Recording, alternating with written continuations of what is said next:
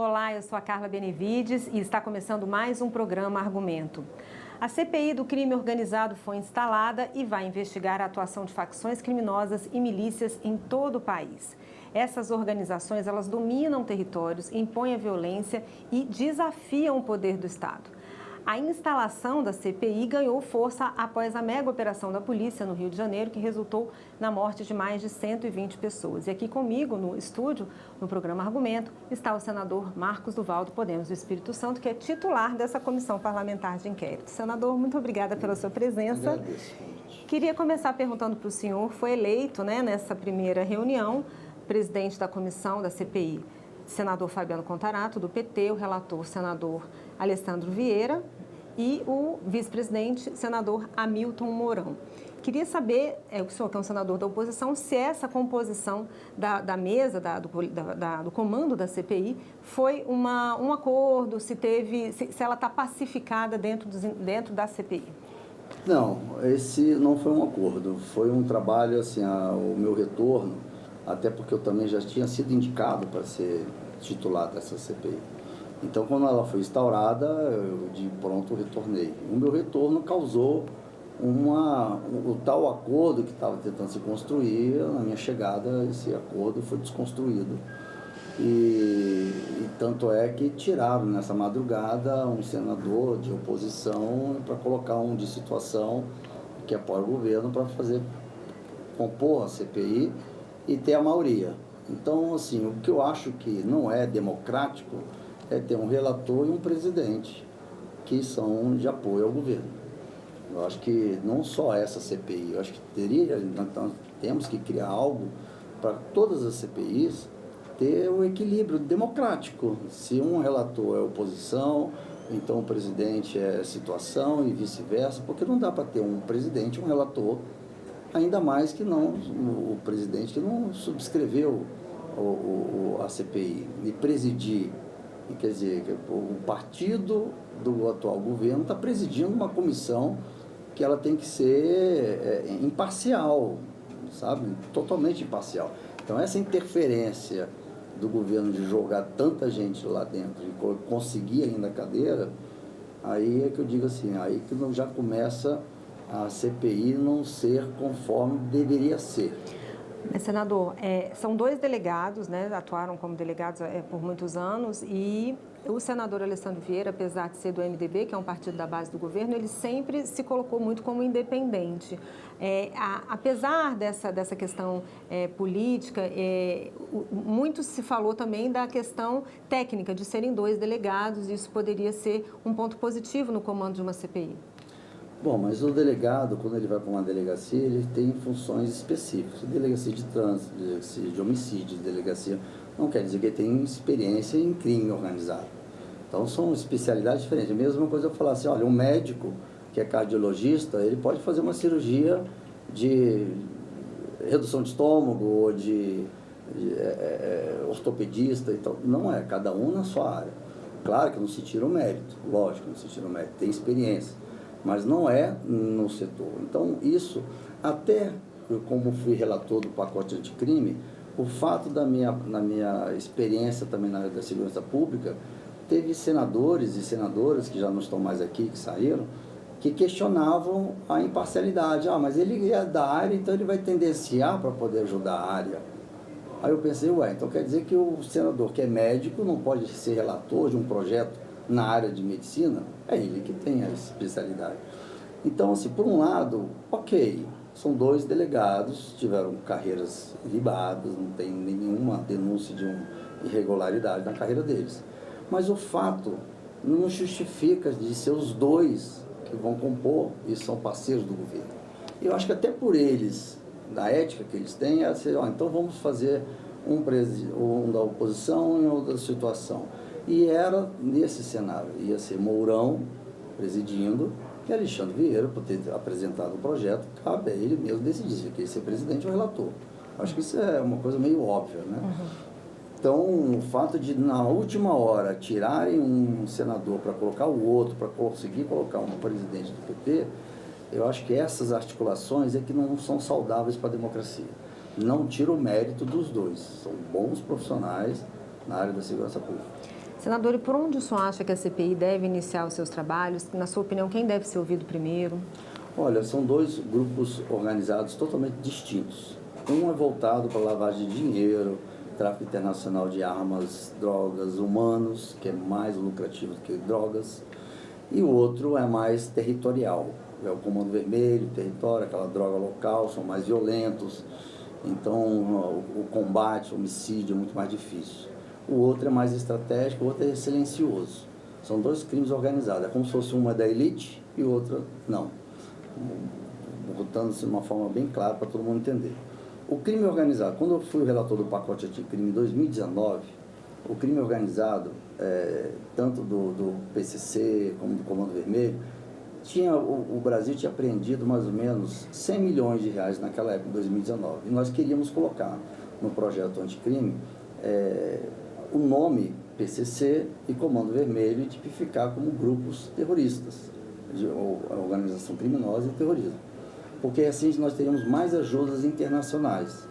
Só, mesmo não inserindo, tiraram isso do meu relatório, não colocaram, que eu botei o nome, tiraram o nome na votação. Só isso dificultou muitas investigações. Mas mesmo assim, como o PCC passou a agir em territórios internacionais, os órgãos internacionais começaram a investigar. Em 2019, foi apreendido 100 milhões com o PCC. Só esse ano, que ainda não terminou, já foi apreendido, porque entrou o governo dos Estados Unidos, entrou o governo da Europa, investigando, porque o PCC quis, né? Só esse ano foi apreendido 60 bilhões de reais. Apreendido, não é o que foi manipulado por eles.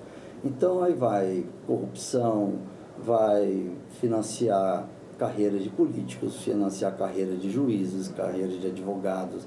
Então, o PCC tem uma estratégia muito mais difícil de se pegar e com muito dinheiro. Senador, além dessa questão dos eixos, né, de atuação, existem também medidas legislativas que podem ser propostas para tentar aí, fortalecer o combate ao crime organizado. O que o senhor acha que falta dentro da legislação para tentar combater as facções criminosas? Eu acho que falta a nossa cultura entender que o bandido, o criminoso, ele não vai porque é falta de opção. Ele vai por opção. Isso já é estudado, existe um estudo de 1990 chamado a Teoria das Janelas Quebradas.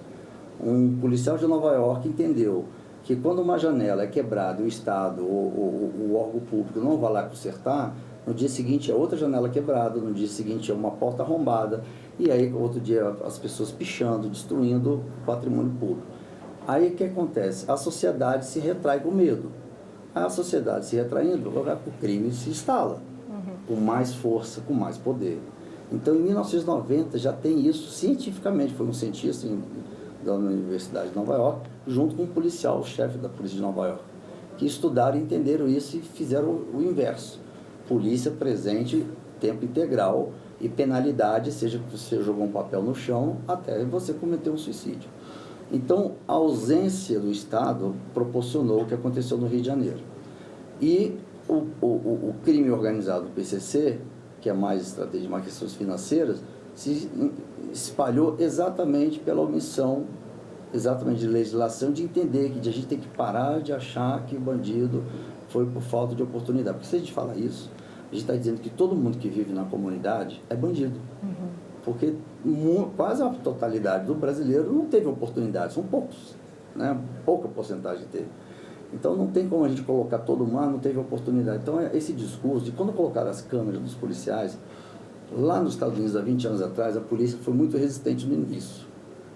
E eu achava isso, assim, por que resistência? Se você faz o trabalho correto, essa câmera vai te proteger, qualquer denúncia que não seja real. E quando começou a se debater aqui no Brasil, era mais para poder, olha como nós vamos pegar policiais perseguindo negros, perseguindo quem não teve oportunidade, e aí vai. Aquelas questões de etnias e perseguições e tudo mais. E aí, quando colocaram as câmeras, muitos policiais foram contra, mas os que sempre trabalharam corretamente, falaram, isso aqui vai me proteger. E essa operação, ela mostrou para o Brasil e para o mundo que os policiais foram técnicos, seguir a Constituição, os direitos humanos, e estava se defendendo do crime organizado. Não estava dando tiro a ermo, não tinha violência, excesso. Então, ficou muito claro isso. Então, o Brasil só deu esse aval, e que a operação foi um sucesso, apesar das vidas ceifadas, mas porque a Constituição nos garante a nossa defesa e a defesa de terceiros. Então, foi tudo dentro da legalidade. E isso mostrou para o mundo que o Brasil está sofrendo isso, e graças a essa Câmara que quem não gostava de polícia exigiu que colocasse. E essas câmaras salvaram a imagem e as instituições policiais do Brasil. Senador, para a gente finalizar, quero fazer 2 perguntinhas. Primeira é a seguinte: quais são os instrumentos que a CPI dispõe que o senhor acha que serão utilizados e que podem ser possíveis de serem utilizados para chegar no comando dessas facções e desmantelar essas facções? E a última é se 2 CPIs ao mesmo tempo pode também inviabilizar, prejudicar o trabalho legislativo da Casa. Eu fiz vários requerimentos já solicitando quem já trabalha contra o crime organizado no Brasil, já de anos, porque não adianta iniciar lá, já tem que pegar as pessoas que já estão lidando com isso e convocar, né? Convidar. Eu fiz vários convites, o relator também fez, alguns coincidiram, tem outros também a serem feitos. Então, é a partir do quem já está no meio investigando, né? E tem sua vida limitada exatamente pelas ameaças, então é pegar essa pessoa, escutar e daqui dar procedimento. A outra, as duas, eu separei em 3 grupos. O grupo que já está investigando e já trabalha com crime organizado, o segundo grupo, que são os que já foram identificados, mas não foram presos e acusados, e o terceiro que já está preso. Eu quero ouvir os 3, é claro que outro é por videoconferência. Mas, bom, esse é um ponto. Então, é começar de quem já está no meio investigando. Quanto às 2 CPIs, uma foi para pagar a outra. Essa é a verdade. Uma foi aberta para ofuscar a outra, que já estava chegando em graus elevados. Então, houve uma pressão política muito forte com o presidente da CPI do INSS.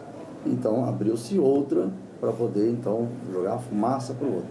E eu tenho dito para os brasileiros, não deixem de acompanhar as 2, porque a gente precisa, de uma vez por todas, colocar esse Brasil nos pratos limpos e a gente continuar a mudar esse país. A gente já está mudando, já vem mudando num ritmo até que acelerado, porque eu jamais estaria aqui, porque eu nunca fui político. Então, assim, o brasileiro está entendendo muito mais de política. Eu nunca fui parado em 7 anos como político para falar de futebol, que antes era só futebol, carnaval e etc. Agora não, é só política. Ninguém sabe o nome do time da seleção brasileira, mas sabe o nome dos 11 ministros da STF. Senador, muito obrigada pelos esclarecimentos e sucesso aí nos trabalhos da Comissão Parlamentar de Inquérito nessa CPI do crime organizado. Vamos em frente, as ameaças vão chegar do crime organizado. Se chegar, é porque a gente está fazendo um bom trabalho. Tá certo, senador. Obrigada. E eu agradeço a você também que nos assistiu. Se você quiser rever essa entrevista, é só entrar no nosso site, senado.leg.br/tv ou acessar o nosso canal no YouTube. Obrigada pela sua companhia e até a próxima.